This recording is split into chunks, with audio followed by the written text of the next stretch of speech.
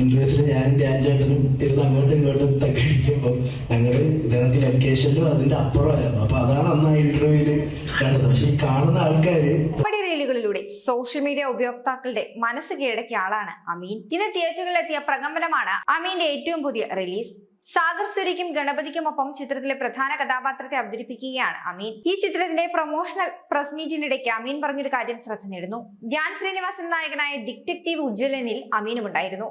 ആ ചിത്രത്തിന്റെ പ്രൊമോഷണൽ അഭിമുഖങ്ങളുടെ കൗതുകം ധ്യാനും അമീനും തമ്മിലുള്ള തഗ്ഗുകളും കൗണ്ടറുകളുമായിരുന്നു. എന്നാൽ അതേക്കുറിച്ച് തനിക്ക് ലഭിച്ച കമന്റുകൾ പലതും വിമർശനാത്മകമായിരുന്നുവെന്ന് അമീൻ പറയുന്നു. അന്ന് ഇന്റർവ്യൂവിൽ താനും ധ്യാൻ ചേട്ടനും അങ്ങോട്ടും ഇങ്ങോട്ടും ഇരുന്ന് തഗ്ഗടിച്ചു. കാരണം ലൊക്കേഷനിൽ തങ്ങൾ അതിന്റെ അപ്പുറമായിരുന്നു. പക്ഷെ കാണുന്ന ആളുകൾ നോക്കുമ്പോൾ പുതിയതായിട്ട് വന്ന ഒരു പയ്യൻ ഒരു സീനിയർ ആക്ടറിനെ ഇട്ട് കളിയാക്കുകയാണ്.